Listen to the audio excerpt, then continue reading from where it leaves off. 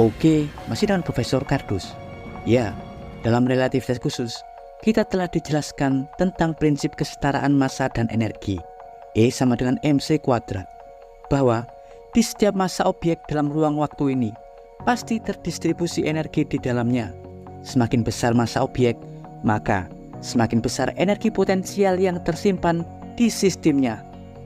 Di tata surya kita, energi terbesar dimiliki oleh bintang kita Matahari. Karena faktanya, Matahari merupakan objek dengan massa paling masif di tata surya kita. Sementara di galaksi kita Bima Sakti, massa terbesar berada di pusat galaksi kita, yakni lubang hitam Sagittarius A dengan massa sekitar 2 kali 10 pangkat 30 kg atau setara dengan 4 juta kali lipat massa dari matahari kita. Karena itu, lubang hitam kita disebut sebagai cadangan energi potensial terbesar di galaksi kita. Jika dalam konten sebelumnya Profesor Kardus telah mengulas Dyson Sphere atau bola Dyson yang merupakan teknologi fiksi hipotesis yang dapat digunakan untuk memanen energi pada sistem bintang yang disebut sebagai teknologi peradaban Kardashev tipe 2. Kali ini Profesor Kardus akan mengulas beberapa probabilitas hipotesa tentang skala Kardashev tipe 3, yakni tentang kemungkinan di masa depan untuk memanen energi terbesar yang dimiliki oleh setiap galaksi, yakni lubang hitam yang ada di pusat galaksi kita. Ya, seperti yang kita tahu, para fisikawan, baik teoritis atau fisikawan eksperimental, pada dasarnya merupakan sekelompok orang-orang kepo yang terkadang juga memiliki kegabutan. Kekepoan para fisikawan umumnya dilandasi oleh banyaknya misteri fisik alam semesta yang belum terungkap dan dipecahkan. Dan mereka pastinya akan terus berusaha untuk mencari falsafah atau pencarian kebenaran yang sesungguhnya untuk mengungkap misteri alam semesta tersebut melalui uji pengamatan ilmiah, penghitungan, dan analisis eksperimental. Dan saat mereka mengalami kegabutan, umumnya para fisikawan terkadang akan berimajinasi dengan menciptakan teori-teori dan teknologi fiksi yang bahkan diketahui sangat sulit dan hampir mustahil untuk diwujudkan. Salah satunya adalah konsep pemanenan energi pada lubang hitam. Selama 50 tahun terakhir saja, diketahui ada beberapa metode hipotesis yang terlahir untuk dapat membebaskan energi dan memanen energi tersebut dari lubang hitam. Seperti halnya yang dilakukan oleh Roger Penrose yang berteori bahwa disintegrasi partikel diketahui dapat menarik energi yang tersimpan di lubang hitam yang berputar atau lubang hitam Kerr.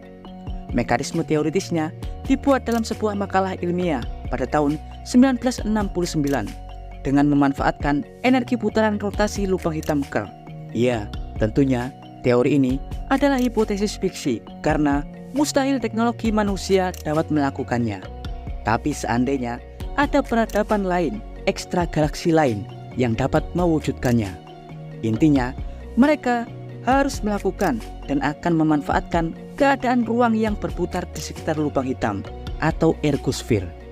Ya, diketahui ergosphere lubang hitam merupakan wilayah ruang waktu yang berputar dengan rotasi gaya sentrifugal yang dapat melebihi kecepatan cahaya, di mana pada permukaan ergosphere cahaya akan bergerak berlawanan dengan rotasi lubang hitam. Sedang di bawah ergosphere adalah cakrawala peristiwa, di mana cahaya yang masuk akan terjerat dan takkan dapat lolos dari tarikan gravitasinya. Ya, keadaan ini diketahui memungkinkan terbentuknya dua wilayah berenergi, yakni wilayah berenergi negatif berada di bawah dan energi positif berada di atasnya. Dalam teori Penrose, setiap partikel yang diumpankan pada keadaan ini nantinya akan dapat terbelah menjadi dua. Separuh akan terpengaruh oleh energi negatif dan akan tertarik ke dalam lubang hitam, dan separuhnya akan terlempar keluar dan mendapatkan energi positif bersih dari energi rotasi yang diekstraksi.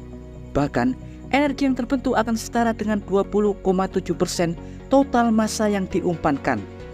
Garis besarnya, jika nantinya ada peradaban canggih yang mencoba memanfaatkan metode Penrose, maka peradaban tersebut tentu harus mampu membuat teknologi yang dapat mengumpankan benda atau objek bermassa, bisa batu atau apapun, ke bingkai rotasi ergosfer. Nantinya mekanisme Penrose akan berjalan, di mana separuh dari objek yang dimasukkan akan terpengaruh energi negatif dan terjerat ke dalam lubang hitam, dan separuhnya akan menyentuh cakrawala peristiwa, meluruh hingga menjadi paket cahaya atau energi yang kemudian terlempar keluar. Diketahui, dengan ditambahkan dari putaran energi rotasi, paket tersebut akan dapat menghasilkan energi murni setara 20,7% dari total massa yang diumpankan. Hal ini jauh lebih besar daripada energi fusi matahari yang bernilai 1% dari total penggabungan fusi nuklir. Ya, selain Roger Penrose, beberapa ilmuwan juga menyumbang hipotesis ilmiah lainnya tentang mekanisme probabilitas untuk memanen energi murni lubang hitam, seperti halnya Roger Blandford dan Roman Znaik yang mengusulkan konsep torsi elektromagnetik sebagai agen untuk mengekstraksi energi. Dan baru-baru ini, salah satu cara lain juga ditelurkan oleh fisikawan Universitas Columbia, yakni Luca Comisio, dan fisikawan Universidad Adolfo Ibáñez, Chile, Felipe Ascenso, yang mereka terbitkan di jurnal Physical Review Letter. Garis besarnya adalah dengan melakukan ekstraksi energi lubang hitam dengan cara memutus dan menyambung kembali garis medan magnet di dekat cakrawala peristiwa, titik di mana gravitasi ultra kuat terjadi. Ya, seperti yang kita tahu, di area sekitar lubang hitam terdapat subplasma partikel super panas, di mana sub tersebut tersusun oleh partikel-partikel bermuatan yang membawa medan magnet.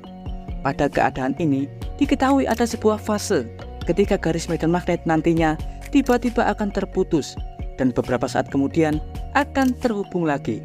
Dengan menggunakan cara yang tepat, kita diketahui dapat memanfaatkan putus sambung aliran medan magnet tersebut untuk mempercepat partikel plasma hingga berubah menjadi energi negatif. Saat energi negatif tercipta, otomatis energi positif juga akan terlahir, di mana nantinya pada cakrawala peristiwa energi negatif akan jatuh ke lubang hitam, sementara pasangannya energi positif akan terpancar dan terlempar keluar. Intensitas energi partikel yang meluruh menjadi foton tersebut nantinya dapat kita eksploitasi dengan cara khusus sebagai sumber energi murni. Ya, jika pada model Penrose proses kita wajib memberi makan atau memberi umpan wilayah ergosfer dengan materi untuk menghasilkan pasangan energi positif dan negatif. Pada teori baru ini, kita tidak perlu mengumpankan materi, melainkan memanipulasi garis medan magnet untuk mempengaruhi subplasma partikel untuk menciptakan energi positif yang memungkinkan kita untuk mengeksploitasinya. Ya, dan berikut informasi singkat dari Profesor Kardus tentang probabilitas untuk dapat memanen energi dari lubang hitam. Jangan lupa like, subscribe, dan tekan tombol lonceng di channel Profesor Kardus. Tak berjasa, tapi jenius Profesor Kardus bersama Roger Penrose mengabarkan